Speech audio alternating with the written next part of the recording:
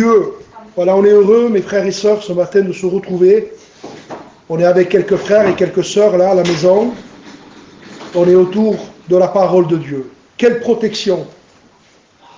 Quelle protection d'être autour de ce livre. Amen. Vous savez, la protection n'est pas d'être autour d'un pasteur. Quoi qu'il en faut un, c'est normal, il faut un berger. Mais la protection n'est pas un homme. La protection, c'est le Saint Livre. Amen. Ce qui va nous garder aujourd'hui, c'est même pas nos sensations, nos émotions, ni ce qu'on peut ressentir. Avez-vous remarqué que parfois vous êtes bouillant aujourd'hui, vous voulez aimer Dieu et vous aimez tout le monde. Puis le lendemain, vous vous réveillez, vous ne voulez plus aimer Dieu et vous aimez personne. Pourquoi? Parce que nous sommes d'un caractère changeant.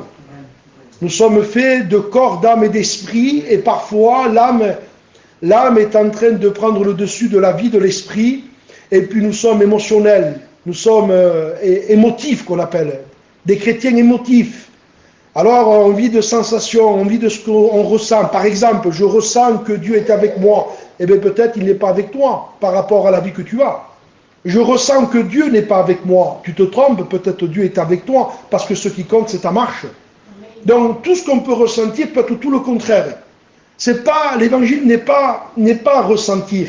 L'évangile c'est vivre par la foi. C'est pour ça que l'apôtre Paul disait, nous ne marchons pas par la vue. Si vous marchez par la vue, vous ne serez jamais un homme de Dieu. Parce que tout ce que vous allez voir autour de vous et tout ce que vous allez voir en vous va vous décourager. Alors l'homme de Dieu dit, je ne marche pas par la vue. Nous ne marchons pas par la vue, mais nous marchons par la foi. Amen. Et Paul dit, ce qui se voit disparaît. Ce qui ne se voit pas demeure éternellement. Et nous savons que nous sommes attachés à ce qui est éternel. Nous savons que nous sommes attachés à un Dieu invisible, qui habite une lumière inaccessible. Nous sommes attachés à ce qui ne se voit pas. Et ce qui ne se voit pas est la chose la plus puissante au monde. Et je rappelle autrefois que le corona, on ne le voit pas, mais quel dégât qu'il fait. Vous comprenez, ce qui ne se voit pas fait un désastre. Le vent, vous ne le voyez pas, mais le dégât qu'il fait. Tout ce qu'on ne voit pas est très puissant. Et c'est ce qu'on ne voit pas qui est puissant. Et Dieu, on ne le voit pas, mais il est là. Amen, il est là. Nous savons qu'il est là. Il est là parce qu'il a fait ça. Il a fait des promesses, le Seigneur. Il est écrit, quand vous serez 2 ou 3 assemblés à mon nom, je serai au milieu de vous. Donc nous savons que Dieu nous a fait des promesses. Nous savons que le Seigneur ne ment pas à sa parole. Il n'est pas un fils d'homme pour se repentir. Il n'est pas un homme pour mentir. Et la Bible dit ce que sa bouche dit. Ce que sa bouche dit, son bras l'accomplit. Amen. Pourquoi? Parce qu'il est Dieu. Il est Dieu et il ne ment pas. Il ne ment pas. Un jour, Dieu a voulu donner un serment à Abraham. Alors Dieu a dit comment je vais faire pour qu'il puisse me croire. Alors Dieu a dit je vais jurer sur moi-même. Parole de l'Éternel, je te le jure sur moi. Vous imaginez? Abraham, parce que tu as fait cela, parce que tu as obéi à ma voix, parce que tu n'as pas refusé ton fils, ton unique, celui que tu aimes, parce que tu as voulu me le donner, je te le jure sur moi. Vous pouvez être sûr que c'est sûr, hein? Vous ne pouvez plus douter. Je te le jure sur moi-même. Je te bénirai et je bénirai ta postérité. Je voudrais vous dire que notre vie sauvée aujourd'hui, nous sommes dans le serment de Dieu. Je te bénirai et je bénirai ta postérité et toute ta postérité sera bénie en toi. Nous sommes de la postérité d'Abraham. Dieu a juré de nous bénir, il a juré de nous garder, il a juré de nous sauver, il a juré de nous amener au ciel. Donc de son côté à lui, il n'y a pas de mensonge. De son côté à lui, il n'y a pas de tromperie. Jamais le Seigneur ne vous trompera. Amen. Jamais, jamais, jamais. J'aime beaucoup ce texte. Jésus l'aima et lui dit. J'aime beaucoup ce texte. C'est pour ça que j'aime Jésus. Parce qu'il m'a toujours dit la vérité. Amen. J'aime pas les charlatans, j'aime pas les trompeurs, j'aime pas les flatteurs. J'aime Jésus parce qu'il m'aime. Et qu'il me dit toujours la vérité. Il ne me ment pas. Il n'a pas besoin de me chiner, lui, pour que je puisse l'aimer. Il n'a pas besoin de me flatter pour que je puisse l'aimer. Au contraire, s'il me flatterait, je ne me mettrais plus à l'aimer. S'il me dirait que ce que j'ai envie d'entendre, c'est pas de ce Jésus-là que je veux. Je ne veux pas d'un Jésus qui me dise ce que j'ai envie d'entendre. Je ne veux pas d'un Jésus qui me dise ce qui pourrait chatouiller mon oreille. Non, je veux le Jésus de la Bible. Je veux le Jésus de la parole. Je veux que Jésus me dise, Jésus l'aima et lui dit. Et je veux qu'il me parle. Je veux qu'il me dise, parle Seigneur. Ton serviteur écoute. Ton Église écoute. On veut t'écouter. Parce que Seigneur, nous vivons des temps terribles de brouillard, des temps d'apostasie, des temps où les gens ne savent plus trop où ils en sont. Les gens où la Bible dit, ils sont frappés d'égarement, dira l'épître de Pierre. Et quelle peur d'être frappé d'égarement. Quelle peur de se tromper. Quelle peur de croire qu'on part vers Barcelone et qu'on est sur l'autoroute pour aller à Nice. Et que je roule, et je roule, et je roule. Et puis mes frères me disent, pasteur, tu t'es trompé. Tu vas en direction de Nice. Non, non, non, non, je ne me trompe pas, moi. Mais tu te trompes, pasteur. Regarde, nous, on te le dit, et le GPS te le dit. Eh bien non, moi, je ne me trompe pas. Puis j'arrive à Nice, et de Nice, je me retrouve en Italie. Vous comprenez, je suis à l'opposé. Pourquoi? Parce que je n'écoute pas la voix de Dieu, la voix des frères. Je n'écoute pas le GPS de la parole de Dieu. Dieu nous a donné un GPS. On ne peut pas se tromper, mes frères. Il nous a donné ce livre, que ce livre de la loi ne s'éloigne point de toi. Médite-le jour et nuit. C'est alors que tu réussiras dans tes entreprises. C'est alors que tu réussiras. C'est alors que tu seras béni. C'est alors que tu seras béni. C'est alors que tu avanceras. C'est alors que tu ne te perdras pas. C'est alors que tu rentreras dans le pays de Canaan. Mais c'est une condition. C'est alors que ce livre de la parole ne s'éloigne point de toi. Que ce livre soit près de toi, dans ton cœur, dans ta bouche. Un jour Dieu avait dit, Ézéchiel, mange ce livre. Mange-le. Amen. Nous voulons manger la parole. Nous voulons la parole de Dieu. Nous voulons ce livre. Alors ce matin, je réfléchissais. Qu'est-ce que je pouvais apporter à mes frères? Qu'est-ce que je pouvais apporter? Vous comprenez bien que c'est un souci. Parce qu'on veut apporter un mot de l'Esprit, un mot de Dieu. Un mot qui nous garde. Un mot qui nous maintient en éveil. Un mot qui peut nous faire sortir d'un état. Un mot qui peut nous faire sortir d'un état de sommeil. D'un état peut-être de perte de conscience. Voyez? Alors la parole de Dieu, elle est comme, vous savez, ces fameuses machines, et quand quelqu'un fait une crise cardiaque et qu'il est en train de mourir, on prend une espèce de machine et on envoie le courant pour faire repartir le cœur. Mais la parole de Dieu, c'est un peu cette machine.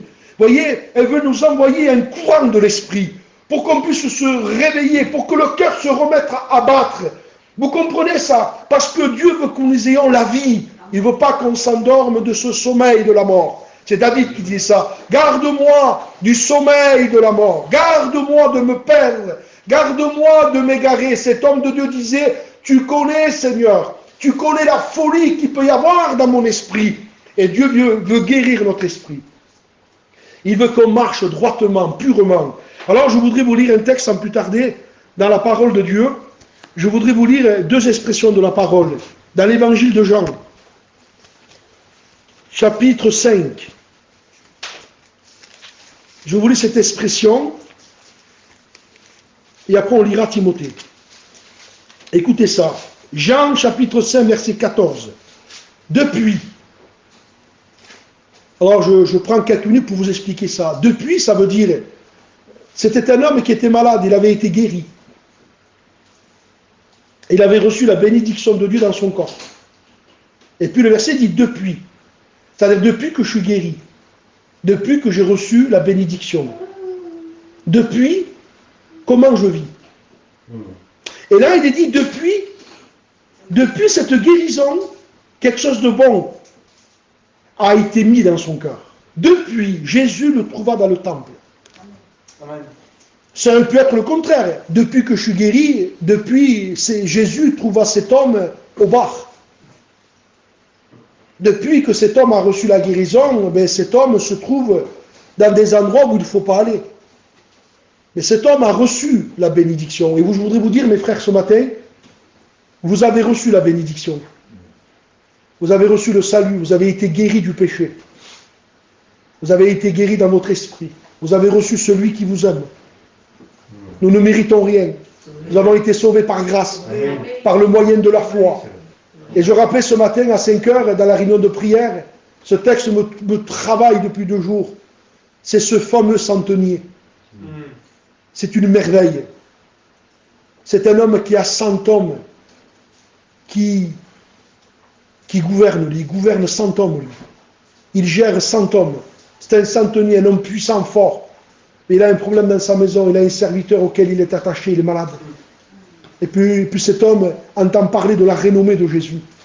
Il entend parler de ce sauveur, de ce rabbin puissant, en œuvre, en parole, de cet homme de Dieu formidable qui accueille les pécheurs, qui tend la main aux coupables, aux sorteurs, aux prostituées. Il est plein d'amour. Il n'est pas comme les autres. Il n'est pas un pharisien. Il ne juge pas. Non, il est plein d'amour. Il tend la main. Il est d'une douceur formidable. C'est un agneau plein de douceur et d'amour. Et cet homme entend parler de la renommée de Jésus. Alors il dit, je vais envoyer quelques juifs. Je vais envoyer des anciens. Je vais envoyer des anciens et je vais dire à ces anciens qu'ils aillent le trouver. Et qu'ils disent qu'ils viennent, qu'ils fassent quelque chose pour moi. Et puis il a envoyé des anciens, ils sont partis.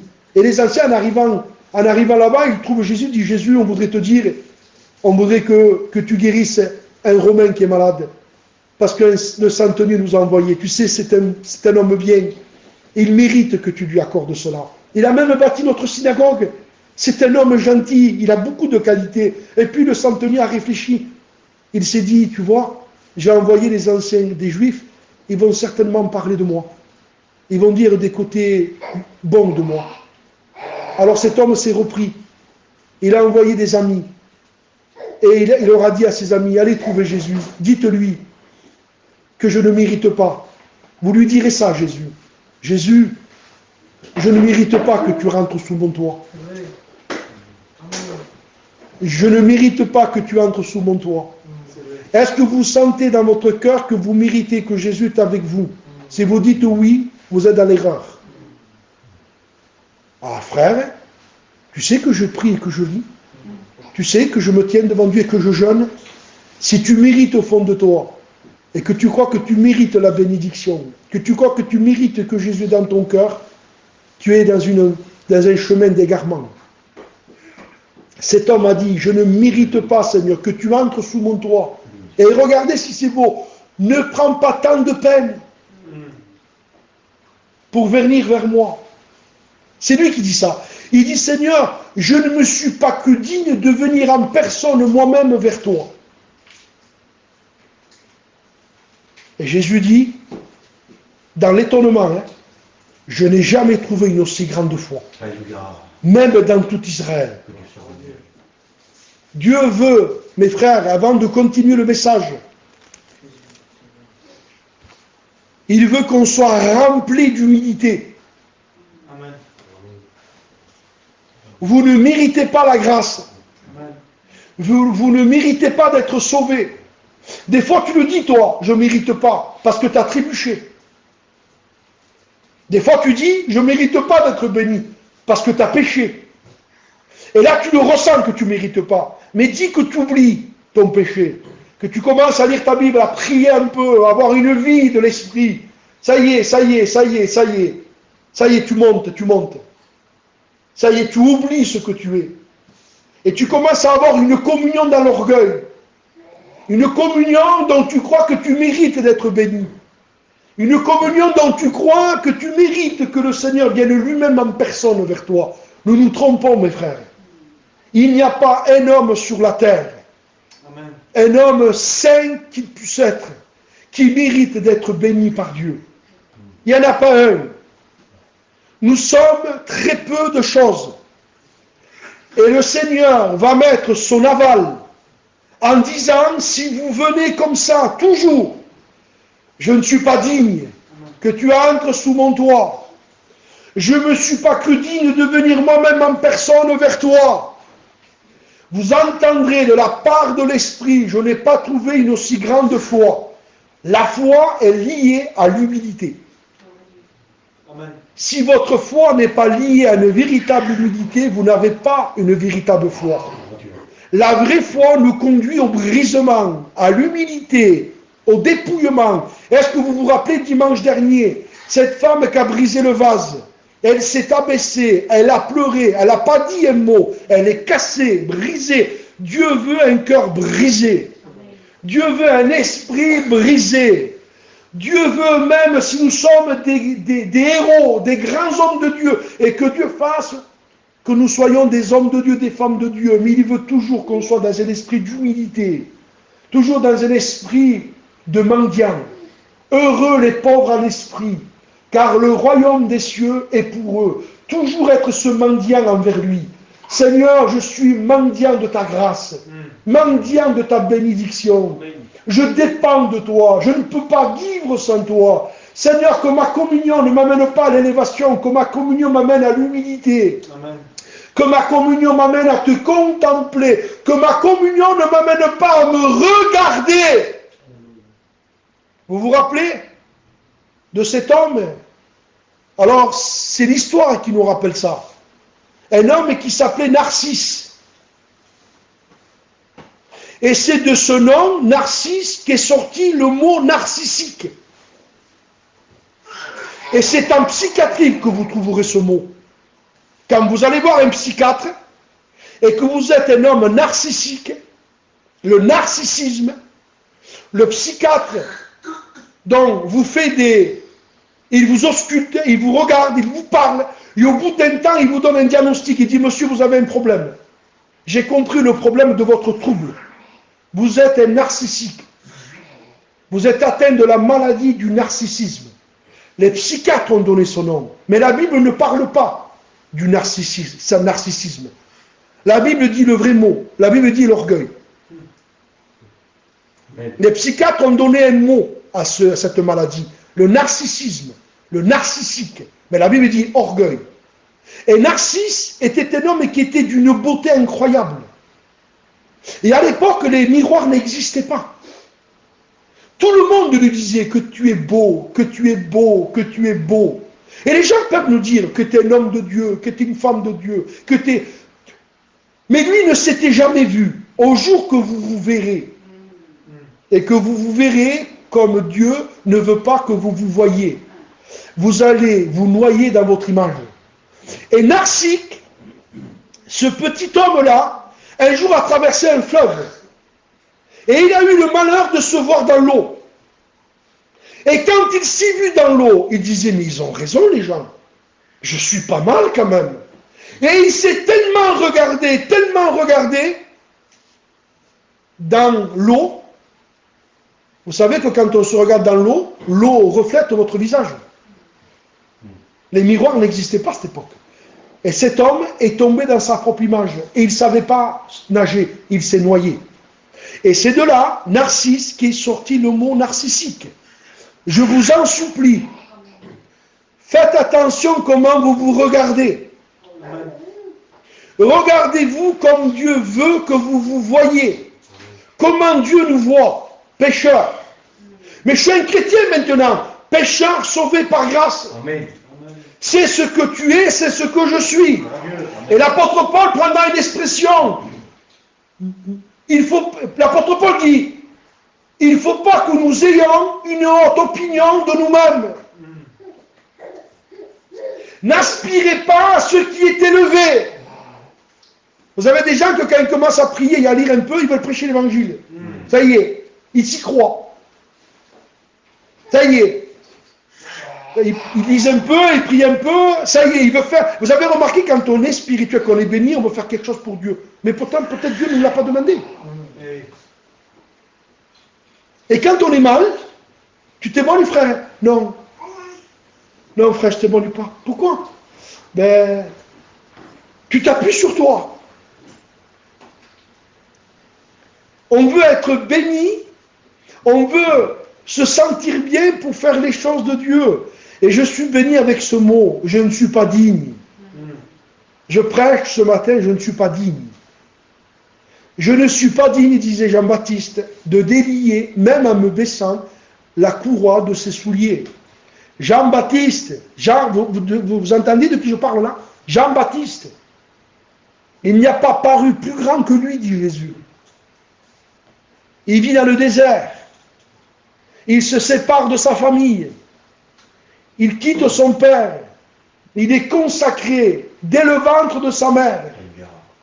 C'est un homme saint, une sainteté extraordinaire. C'est un homme rempli de courage. Hérode, il ne t'est pas permis d'avoir la femme de ton frère. Nous, on aurait dit, tu manques de sagesse. Lui, il a dit au contraire, mon fils, je suis plein de courage. Quand un homme dévole le péché, il a du courage. Mais aujourd'hui, quand un homme dévole le péché, vous savez ce qu'on dit? Il n'est pas sage. Aujourd'hui, on a confondu la sagesse et la lâcheté. Toi, tu es trop sage, mon frère. Tu es devenu un lâche. La Bible dit, sonne de la trompette, avertis mon peuple. Dis à mon peuple ses péchés. Fais connaître à mon peuple ses iniquités. Vous comprenez bien?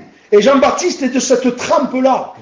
Il n'a pas peur, il craint personne. Il fait la guerre à Hérode, parce qu'Hérode vit dans le péché, dans l'adultère. Et il est dans les déserts. Et les gens vont à lui. C'est pas lui qui va aux gens, c'est les gens qui viennent à lui. Des multitudes venaient à lui. Et Jean prêchait. Il prêchait le message du Maître. Repentez-vous, car le royaume des cieux est proche. Il était habillé humblement. Je n'ai pas le temps de vous parler de ça. Il portait, la Bible dit qu'il avait une peau de chameau.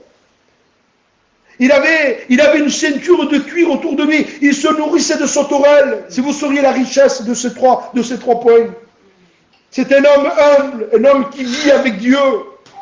Et quand il voit Jésus arriver, amen, il y a un homme parmi l'auditoire que lui ne s'étonne pas qu'il est plus grand que lui. Des fois, dans un auditoire, quand vous prêchez, vous avez des gens qui sont plus grands que vous. C'est pas parce que c'est vous qui parlez qui êtes plus grand que les autres. Vous voyez, je peux prêcher ce matin et me croire plus grand que les autres. Jean-Baptiste parlait, Jésus ne parlait pas. Et pourtant, le plus grand, c'est celui qui ne parlait pas. Jean-Baptiste prêchait, et dans l'auditoire, il y avait un jeune rabbin de 30 ans, qui était la lumière du monde. Et quand il le voit, il dit, c'est moi qui ai besoin de venir vers toi, et c'est toi qui viens à moi. Il le regarde, il dit, je ne suis pas digne.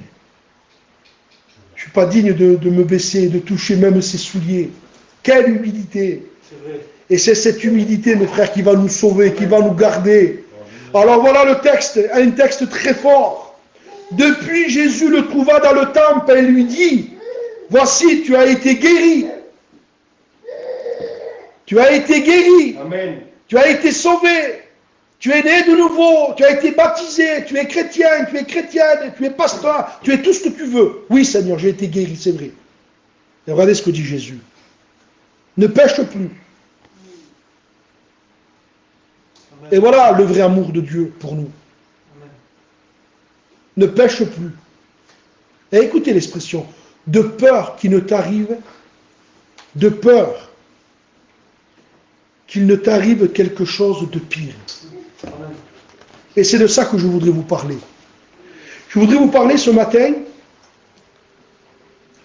de la conscience. Et je voudrais vous parler du péché qui produit la mort. Alors je vous lis un texte dans le livre de Timothée.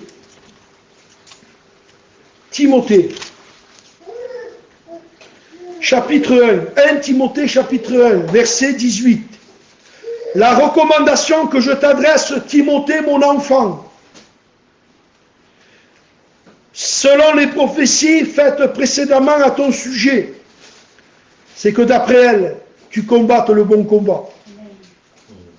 Combat le bon combat. Amen. Et comment combattre le bon combat?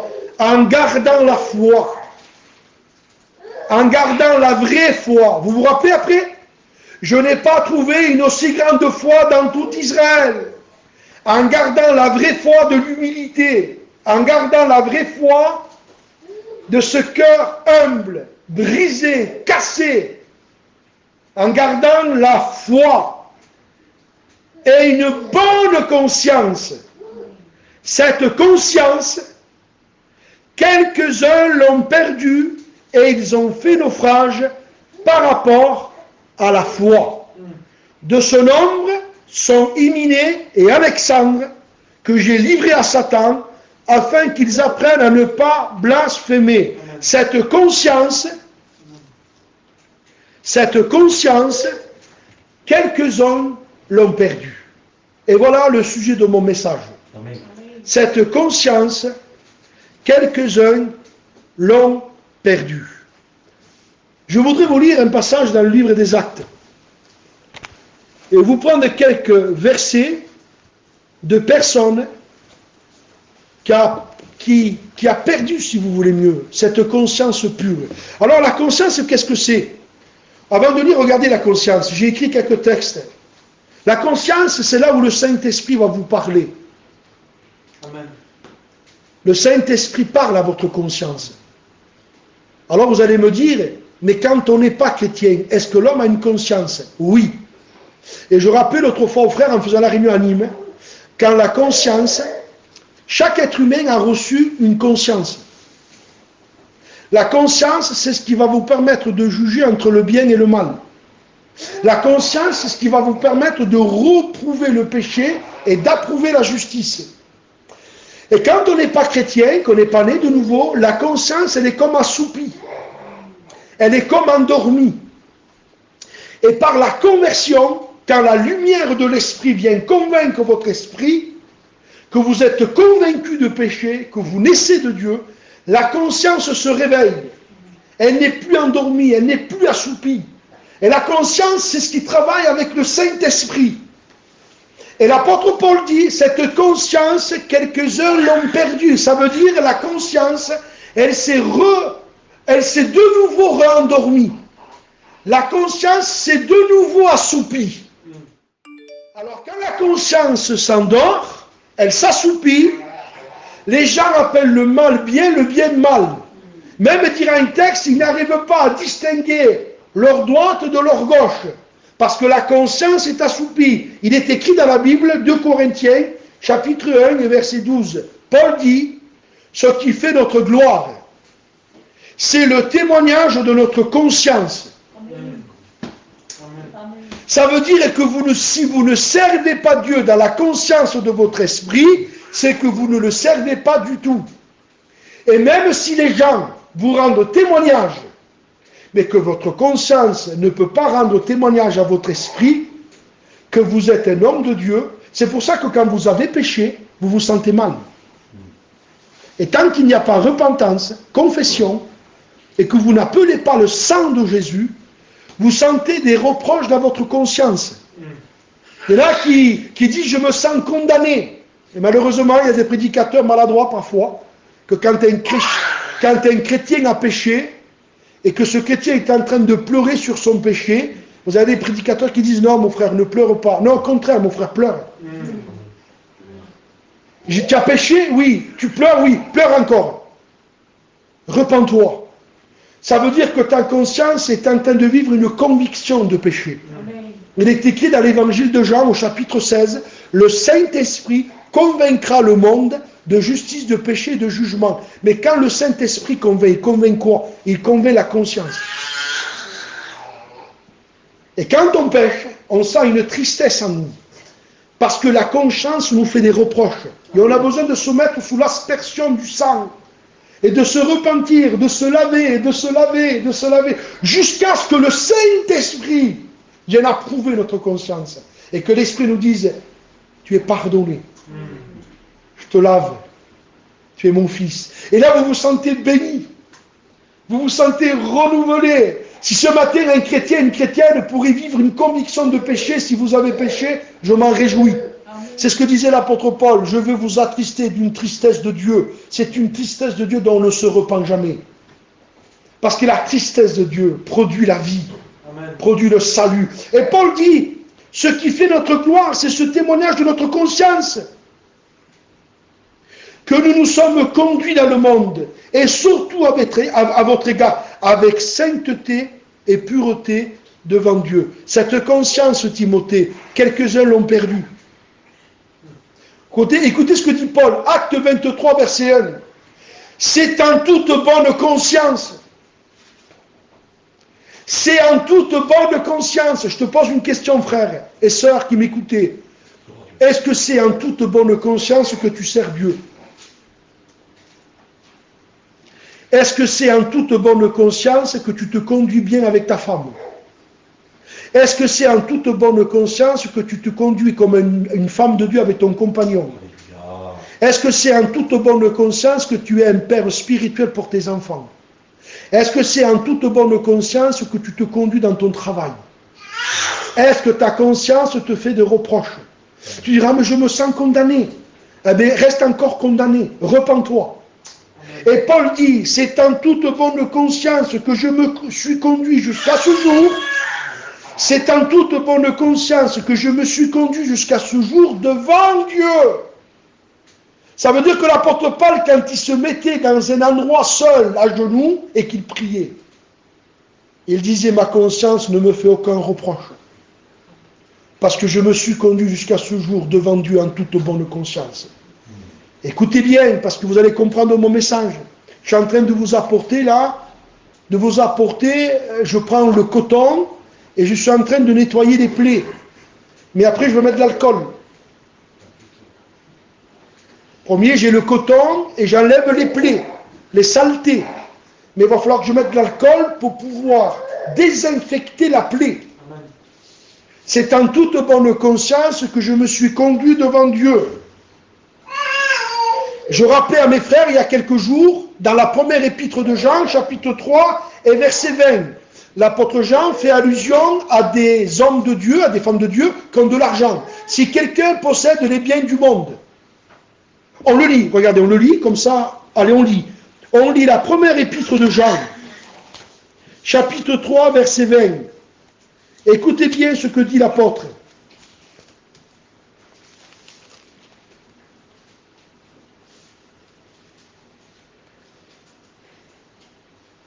Alors, 1 Jean, chapitre 3 et verset 17. Si quelqu'un possède les biens du monde, et que voyant son frère dans le besoin, il lui ferme ses entrailles, comment l'amour de Dieu demeure-t-il en lui?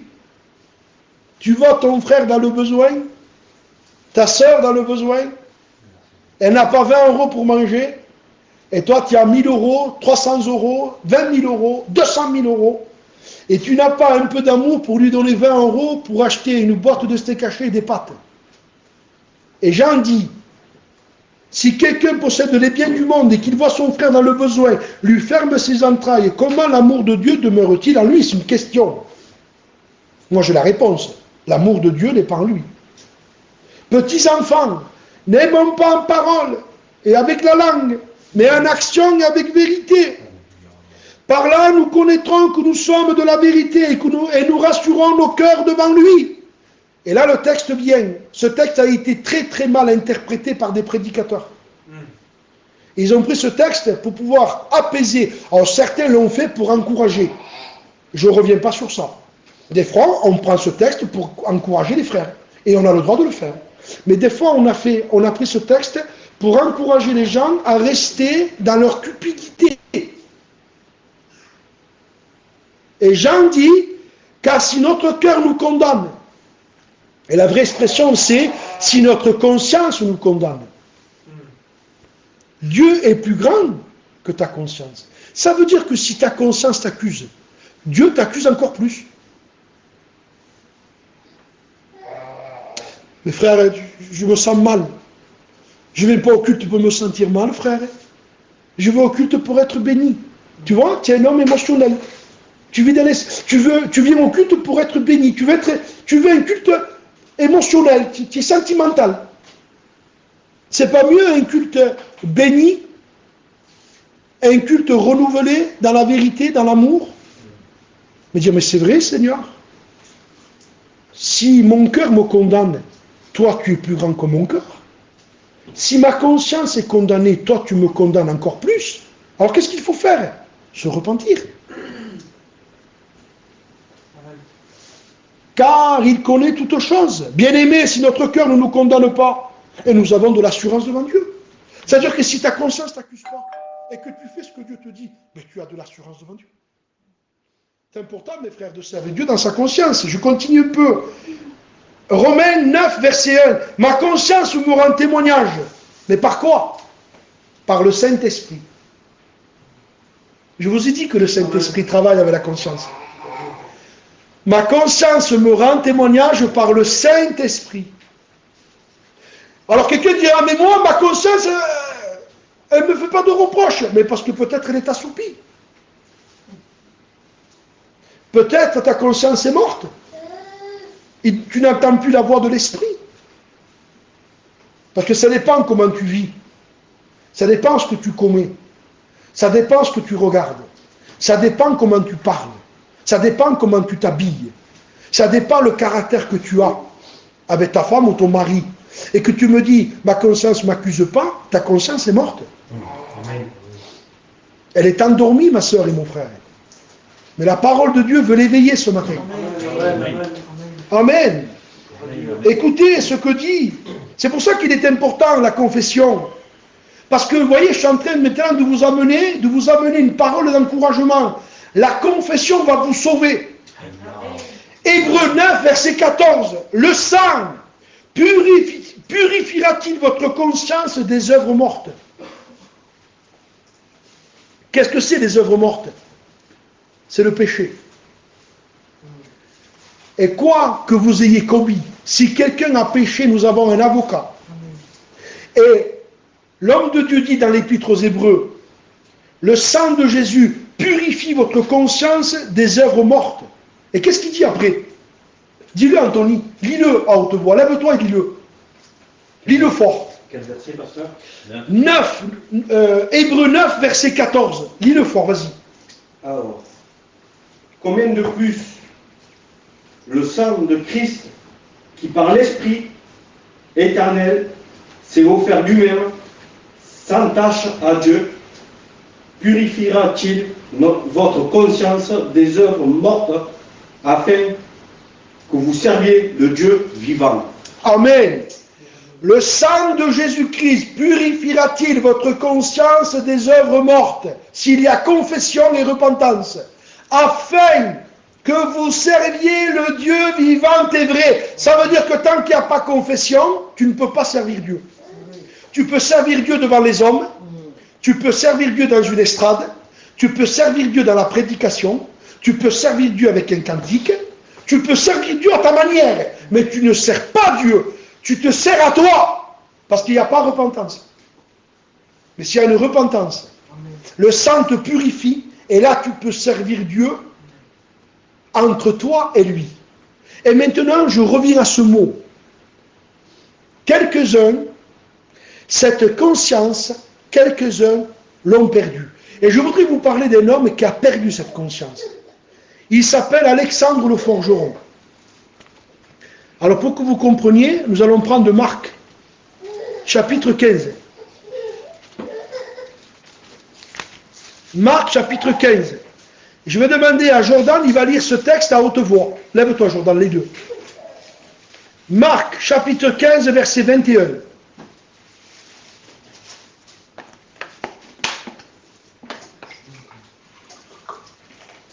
Ils forcèrent à porter la croix de Jésus en passant qui revenait des champs, Simon de Cyrène, père d'Alexandre, et de Rufus. Amen.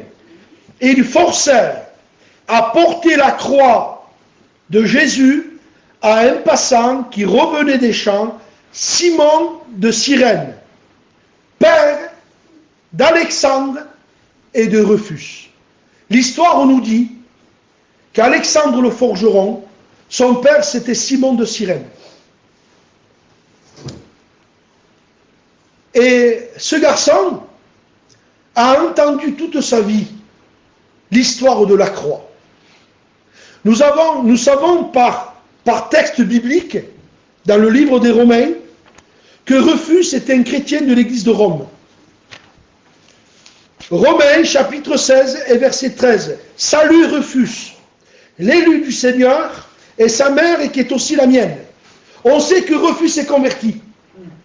Il est membre de l'église de Rome.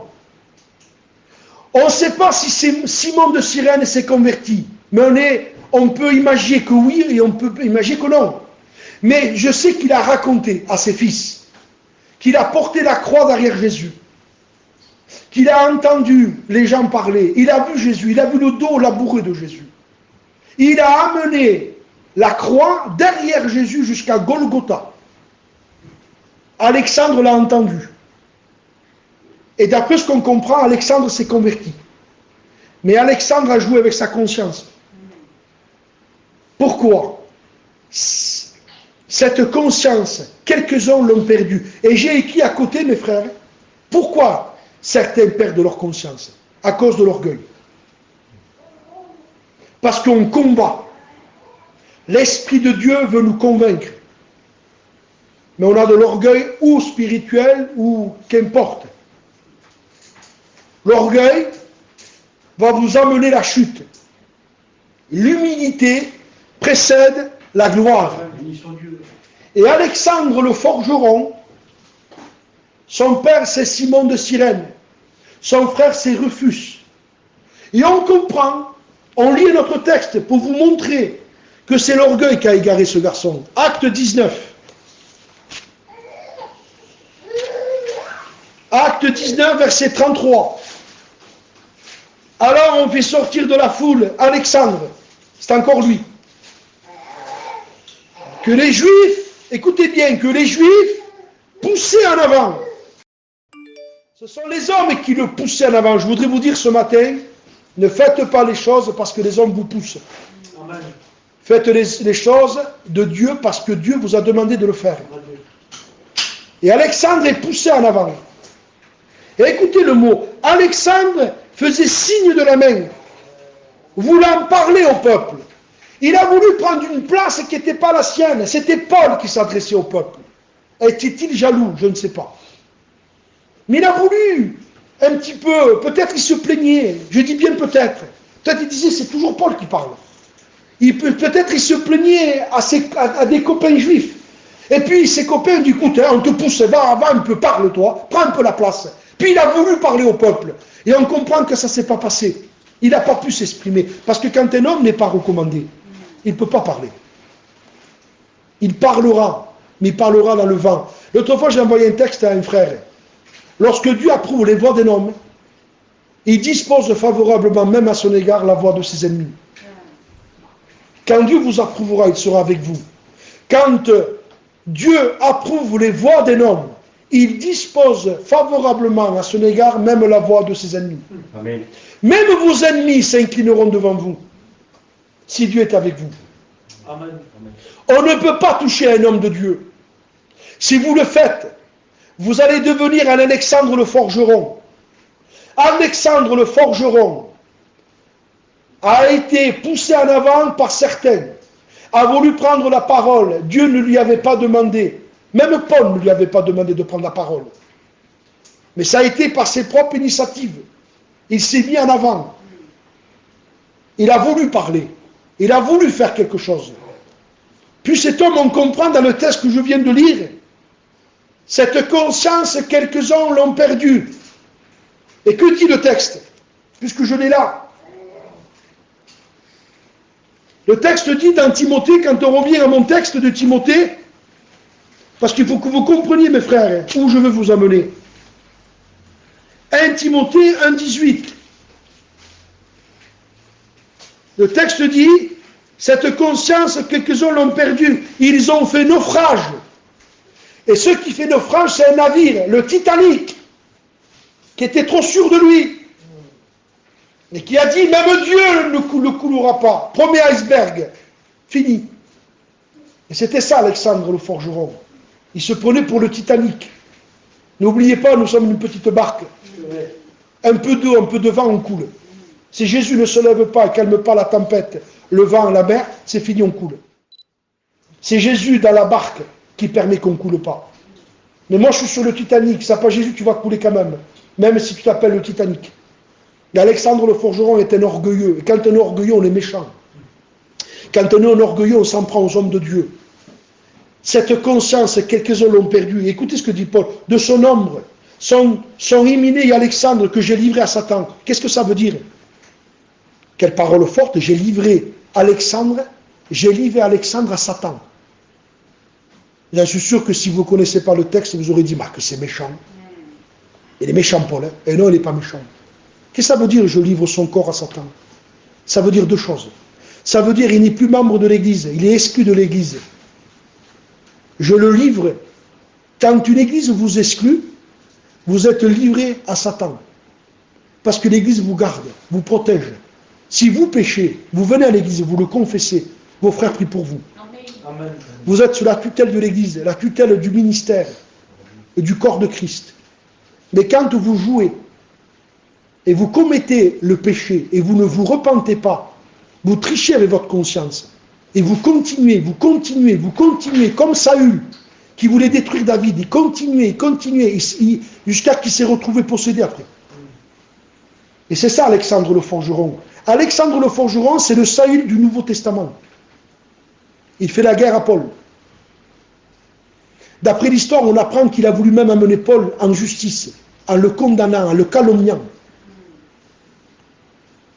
Et cet homme dit, Paul, j'ai livré son corps à Satan. Ça veut dire qu'il n'est plus membre de l'Église. Mais qu'est-ce que ça veut dire aussi, je livre son corps à Satan? Et c'est là, mes frères, où je vais maintenant amener l'alcool. Ça veut dire que quand un pasteur dit, je livre ton corps à Satan, ça veut dire, à cause de ton péché, la mort va venir. Ça veut dire que quand on pratique des péchés et qu'on ne se repent pas, on peut mourir avant notre temps. Je vous prends un exemple. 1 Corinthiens, chapitre 11, verset 23. Car j'ai reçu du Seigneur ce que je vous ai enseigné. Amen. Le passage de la Sainte Seine. Et que dit Paul aux Corinthiens? Un grand nombre de vous sont morts. Pourquoi ils sont morts? L'apôtre Paul ne dit pas un grand nombre de vous mourira. Non, non. Il ne dit pas que ça va arriver. Il dit à Corinthe, l'église de Corinthe, il y a beaucoup de chrétiens qui sont morts avant leur temps.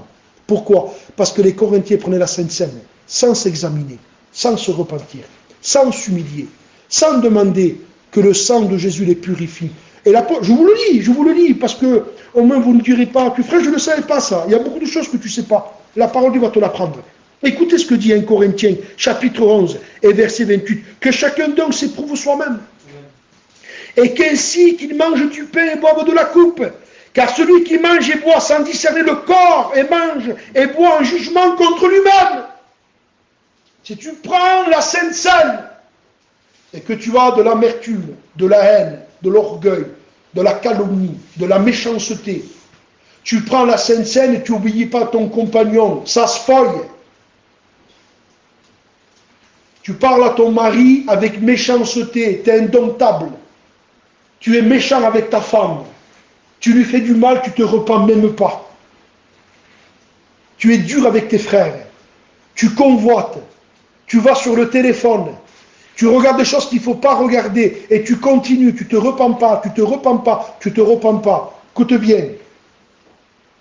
Le ciel dit, je vais livrer ton corps à Satan. Ça veut dire qu'une maladie va venir. Amen. Tu peux mourir avant ton temps. Les Corinthiens sont morts avant le temps qu'ils devaient mourir. Et écoutez ce que dit Paul. Écoutez ce que dit cet homme. Tu prends la Sainte Seine indignement, que chacun donc s'éprouve soi-même. Car celui qui mange et boit sans discerner le corps du Seigneur mange et boit en jugement contre lui-même. C'est pour cela qu'il y a parmi vous beaucoup d'infirmes et de malades et qu'un grand nombre sont morts. Amen. Il y avait des dizaines de chrétiens qui mouraient à Corinthe parce qu'ils gardaient leur péché. Le problème, mes frères, c'est pas de pécher. Parce que si on pêche, on a un avocat. Le problème, c'est de pécher et de garder son péché. Et il est là le problème. Qui ne faillit pas, qui ne trébuche pas, ça arrive à tout le monde. Mais ce que Dieu aime, c'est la confession, c'est la repentance, c'est la vérité qui est au fond du cœur. Vous vous rappelez David, mes frères? Vous vous rappelez David? Qu'est-ce qu'il a fait, David? Y a-t-il un homme qui a fait plus grave que lui? Il a convoité Berthéba, il a commis l'adultère, il a commis le péché, il a manqué la cible. Son péché qui n'a pas été confessé, c'est retrouver un péché de préméditation. C'est ce que mon copain Michael de Revel m'a appris. Il m'a appris, Michael de Revel m'a appris, que dans la vie d'un homme de Dieu, il y a 3 péchés. Vous avez le péché qu'on appelle tchata. Excusez-moi, mais c'est de l'hébreu. Je ne suis pas un hébreu, moi. C'est lui qui me l'a appris. Le péché tchata, qui veut dire manquer la cible. Ça arrive à tout le monde. On manque la cible, on manque le but. On commet des erreurs. Mais il y a repentance. Le sang de Jésus purifie. Mais quand on ne se repent pas, qu'on continue, le péché tchata qui était manquer la cible, le péché involontaire, devient le péché avon, péché volontaire. Et c'est ce qu'a fait David. Il commet l'adultère. S'il serait repenti, Dieu l'aurait béni, pardonné, il n'y aurait eu aucune conséquence. Mais comme il continue dans son péché, il cache, il est fourbe, menteur, hypocrite, il devient un assassin après. Il commet le péché avon. Et quand on commet le péché à vol, le péché par préméditation, il y a des conséquences qui tombent. Et après, le troisième péché, c'est le péché pécha. C'est le péché que le diable a commis dans le ciel. C'est la rébellion contre Dieu. Et c'est pour ça que Alexandre le forgeron, il commet le troisième péché. Il se révolte contre Dieu en se révoltant contre l'apôtre Paul. Il n'y a plus de remède. C'est pour ça qu'à Corinthe, c'était le péché par préméditation. C'était pas le premier péché, le péché tchata. Le péché que ça peut arriver à tous. Seigneur, pardon. Je te pardonne, dit le Seigneur. Mais là, le péché était toujours pratiqué. Il prenait la Sainte Seine et il péchait. La Sainte Seine et il péchait. Vous n'avez pas entendu cette prière? Je te demande pardon pour toute ma semaine. Mais ça fait 30 ans que tu dis ça. Je demande pardon pour toute la semaine. Manico, mon ancien, disait une parole qu'il ne supportait pas. Je ne la supporte pas, moi aussi. Si j'aurais péché dans toute la semaine, pardonne pas. Comment? Tu ne sais pas si tu as péché. Donc tu vois que ta conscience est morte. Que tu ne sais pas ce que tu te racontes. Si j'aurais péché, pardonne-moi. Tu ne sais pas si tu as péché. Alors ça devient grave. Parce que la conscience est morte, endormie. Combien de chrétiens sont morts dans les églises aujourd'hui? C'est vrai. Cette conscience, quelques-uns l'ont perdue. Amen. Ils ont fait naufrage. Et c'est ce que faisaient les Corinthiens. Ils prenaient la Sainte Seine avec du péché. Alors la mort venait. Vous prenez un exemple, mes frères, encore? Ananias et Saphira. Ils ont menti scrupuleusement, sans repentance. Et ils étaient à l'aise. Hein? À l'aise, à l'aise, à l'aise. Ils vendent leur terrain. Et puis ils disent qu'ils ont vendu le terrain 30 000 €. Ils amènent le terrain, ils amènent l'argent aux apôtres. On vous amène l'argent de notre terrain qu'on a vendu 30 000 €. Et c'était pas vrai, il avait vendu 100 000 €. Alors que s'ils auraient été vrais, vous voyez, c'est l'orgueil. C'est toujours l'orgueil qui nous fait faire le péché.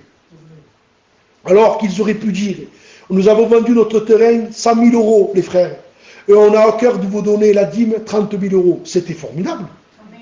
Ils ont voulu passer pour ce qu'ils n'étaient pas. Ils se sont dit, si on vend le terrain 30 000 € et qu'on leur donne tout, ils diront, quel couple de Dieu. Ils ont tout donné, dis donc. Quel orgueil! Qu'est-ce qui s'est passé? Ananias est tombé raide mort. Un grand nombre parmi vous sont morts. Parce que le péché entraîne la mort. Sa femme vient quelques heures plus tard.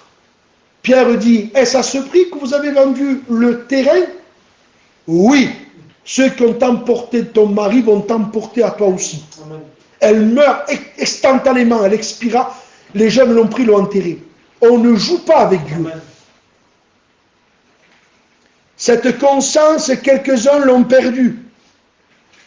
Alexandre le forgeron s'est amusé. Les Corinthiens se sont amusés.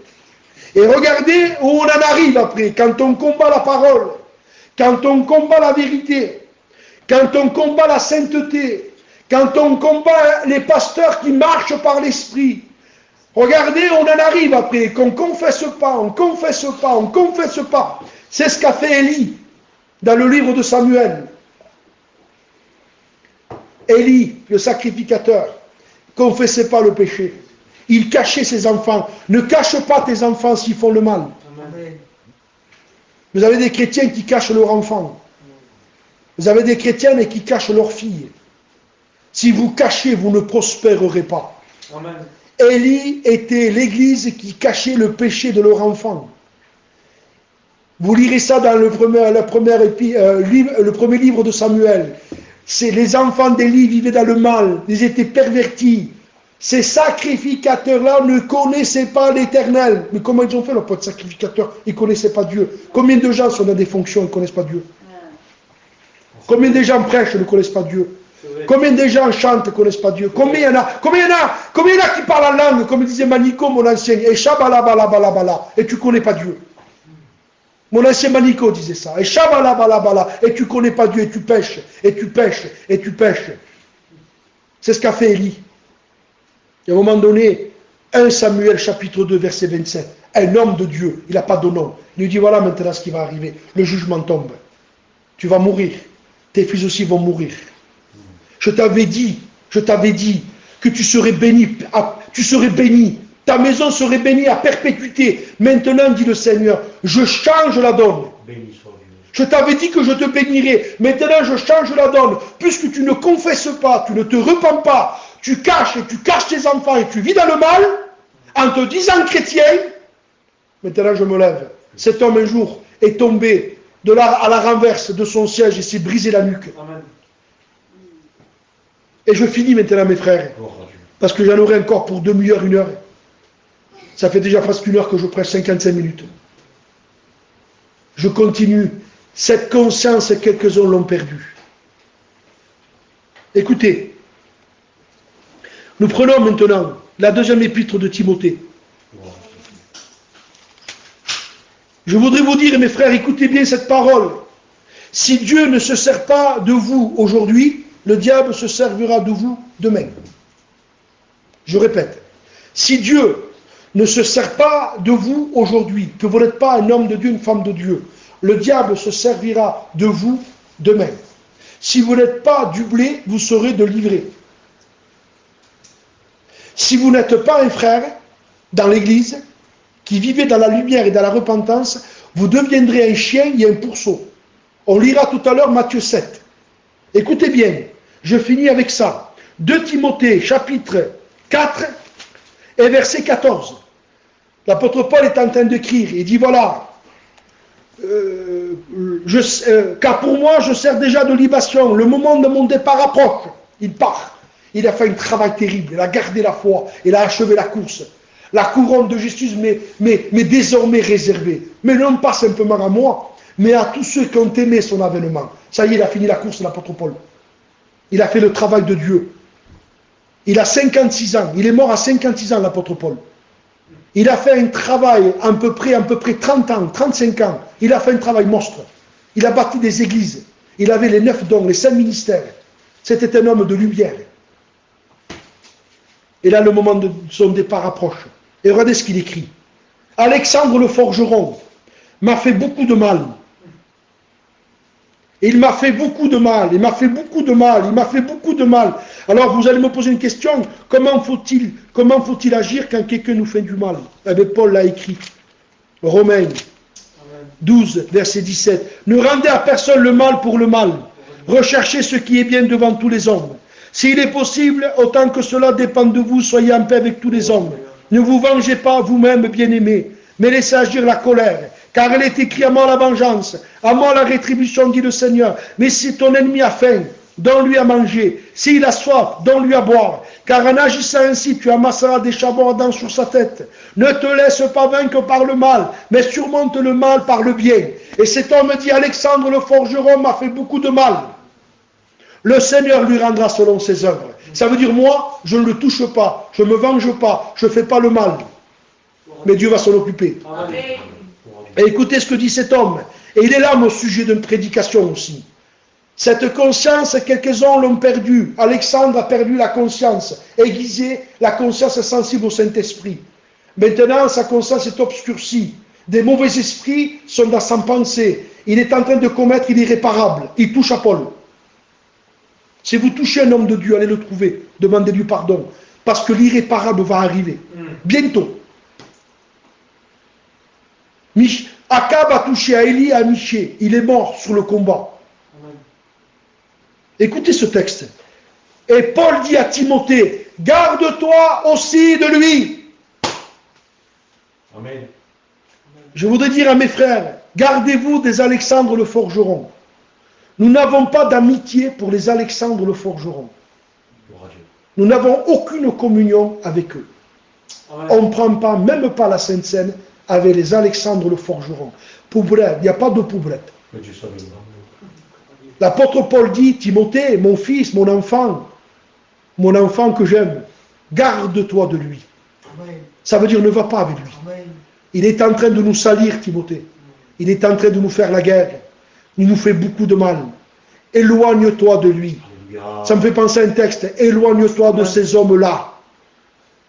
Ne va pas avec lui. Je voudrais vous lire avant de terminer. Donnez-moi encore un peu, j'ai fini. Parce que je voudrais que vous compreniez la différence avec un frère, un chien et un pourceau. Parce qu'aujourd'hui, on entend, il faut aimer tout le monde. Hein. C'est pas vrai. C'est de la Chine. Il faut aimer tous les frères. Hein. Il faut aimer les frères, hein. Pas les chiens. Alors regardez, je vous lis. Matthieu 7, verset 1. Ne jugez point, afin que vous ne soyez pas jugés. Car on vous jugera du jugement dont vous jugez, et l'on vous mesurera avec la mesure dont vous mesurez. Pourquoi vois-tu la paille qui est dans l'œil de ton frère? Vous voyez, c'est bien précisé. C'est-à-dire, pourquoi tu juges ton frère? C'est un frère. C'est un frère véritable, lui. C'est un homme de Dieu. Et des fois, il a des mauvais moments. Des fois, il a une paille. Et puis toi, ne le juge pas, aide-le. C'est un frère. On ne juge pas les frères. Les frères, on les aime, on les aide. On aide ses frères. Si ton frère a péché, va, reprends-le. Si ton frère t'écoute, tu l'as gagné. Que c'est beau de gagner un frère. Pasteur, j'ai trébuché. C'est rien, mon fils. Relève-toi. Seigneur te pardonne. Alors il dit, pourquoi vois-tu la paille qui est dans l'œil de ton frère et n'aperçois-tu pas ta poutre? C'est vrai. Toi, tu juges ton frère qui a une paille, mais toi, tu as une poutre. Alors Jésus dit, hypocrite! Ôte premièrement la poutre de ton œil. Ça veut dire, premier, toi, lave-toi, repens-toi, remets ta vie en règle. Et quand tu auras une vie réglée, ma soeur, il faut que tu sois soumise à ton mari. Commence par toi déjà. Mon frère, il ne faut pas que tu ailles dans les mariages trop tard de païens. Commence-toi déjà à pas y aller. Pour reprendre les autres, il faut être propre. Avant de vouloir enlever la paille des autres, il faut enlever sa poutre. Et quand tu as enlevé ta poutre, que tu es un homme de Dieu, que tu es rempli d'amour, tu sauras, dit Jésus, tu verras et tu sauras comment ôter la paille de l'œil de ton frère. C'est clair? Amen. Un frère, on ne le juge pas, on l'aide. Gloire à Dieu. Et regardez Jésus maintenant, on dirait qu'il se contredit. Verset 6. Ne donnez pas les choses saintes aux chiens. Mais Seigneur, qu'est-ce que tu dis? Tu viens de dire qu'il ne faut pas donner, il ne faut pas juger, il ne faut pas dire, à nos frères, il ne faut pas le juger. Et maintenant tu dis qu'il ne faut pas donner les choses saintes aux chiens. Parce que Jésus dit, je fais la différence, mes enfants, entre un frère et un chien. Et l'apôtre Pierre reprend cette expression. Il dit, le chien qui est retourné à ce qu'il avait vomi. Mais je rappelle autrefois aux frères que ce n'est pas trop dangereux quand un chien revient à ce qu'il a vomi. Ça veut dire que c'est un chrétien qui a quitté l'église. C'est un rétrograde qui est parti dans le monde. Prions pour lui. Mais il ne vous fera pas de mal, parce qu'il est dans le monde. Il est retourné à ce qu'il avait vomi, à son péché. C'est un rétrograde.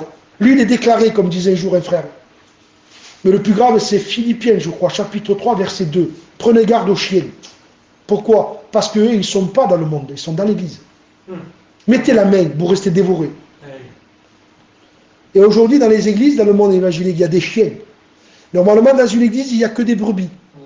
Mais eux, ils ont réussi à rester dans l'église en soyant des chiens.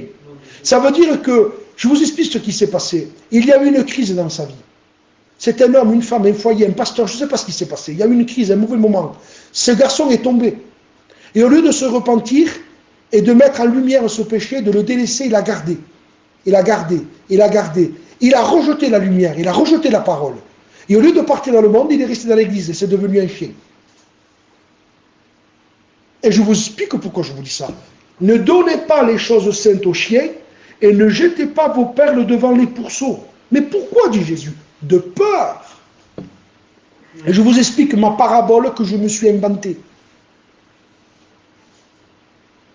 J'ai mon sac de perles. Vous savez que les perles, une perle naît de la souffrance. Une perle naît dans l'huître. Je vous explique. Les huîtres sont dans l'eau. Quand une poussière, quelque chose d'étranger rentre dans l'huître. L'huître, pour se protéger, comme nous par exemple, quand un microbe rentre en nous, les anticorps se mettent en action pour nous protéger de maladies. Eh bien l'huître, quand une poussière rentre, un corps étranger, l'huître, pour se protéger, elle va former une acre. C'est les anticorps de son corps, si vous voulez mieux. Elle va injecter de l'acre, une encre, elle jette. Qu'est-ce qui se passe? Ce corps étranger qui rentre à l'intérieur, l'huître qui se veut se protéger, elle envoie l'acre, elle va former autour de ce corps étranger une acre qui va se transformer en perle. L'huître, forme des perles par la souffrance qu'elle subit. C'est pour ça que des hommes de Dieu, des femmes de Dieu, vous ne pourrez jamais, quand on dit, ce frère c'est une perle, mais tu sais ce qu'il a souffert? Tu sais tout ce qu'il a subi? Tu sais les écoles, les épreuves, la souffrance qu'il a passée? Et quand ces épreuves, cette souffrance est rentrée dans sa vie, il a envoyé une vie de prière, de communion par le Saint-Esprit, qui a formé en lui des perles. Et la parabole que je vous raconte, c'est un exemple, je prends moi pour prendre personne. J'ai mon sac de perles, et je rentre dans l'église pour amener des perles aux frères. Perles, textes, messages, des perles, des prières. Oh, et les frères, oh, le Seigneur les bénit. Merci pour la prière d'Anthony. Merci pour la prière de Jordan. Merci pour mes frères, Seigneur, c'est des perles. Merci pour ma soeur, pour mon frère. Ah, merci. Ce sont des perles que vous donnez. Mais d'un coup, les chiens dans l'église et les pourceaux, que vous croyez que ce sont des frères, mais ce sont des chiens et des pourceaux, se mettent à vous suivre. Mais eux ne savent pas que dans le sac, il y a des perles. Ils croient qu'il y a de la viande. Alors ils vous attaquent. Ils vous attaquent. Ils vous poursuivent.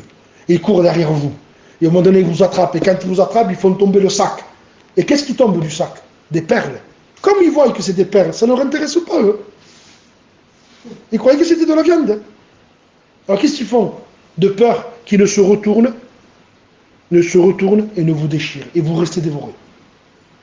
J'exhorte les chrétiens et les serviteurs de Dieu à vous éloigner des chiens et des pourceaux. Amen. Je finis. Que Dieu soit avec nous. Alexandre le forgeron, garde-toi de lui, car il s'est fortement opposé à nos paroles. Il s'est fortement opposé à nos paroles. Ça veut dire, il s'est fortement opposé au message de la parole. Quand des gens rejettent la parole, n'allez plus avec eux. Amen. Il n'y a aucune possibilité de communion avec ces gens. Cette conscience, quelques-uns l'ont perdue et ils ont fait naufrage. Alors que Dieu nous aide à garder le cap. Obéissez à Dieu. Vous péchez, repentez-vous. Un jour un homme, je ferme ma Bible, un jour un homme, il n'a pas commis grand-chose.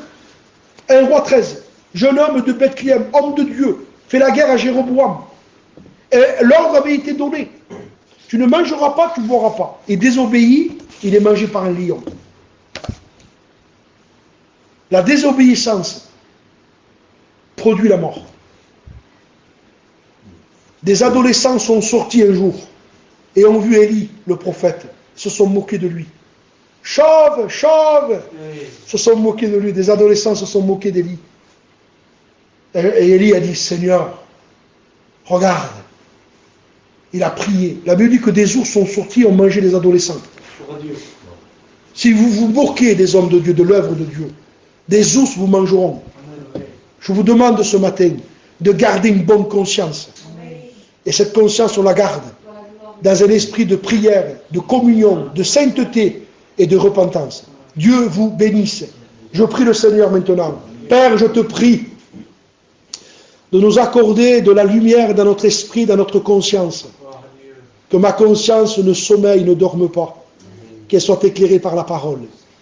Seigneur, nous voulons nous entourer de véritables frères. Nous ne voulons pas devenir des chiens, des pourceaux.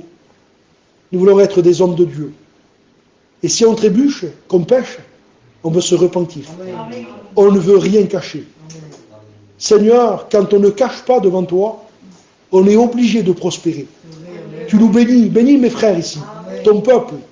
Bénis ceux qui sont connectés. Que ta grâce, Seigneur, les bénisse. Amen. Et que la lumière de ta parole leur fasse du bien. Amen. Merci, Seigneur, pour ces temps de la fin, mais ces temps glorieux. Que la vérité soit dans nos cœurs. Amen. Au nom de Jésus. Amen. Priez, mes frères. Seigneur, je me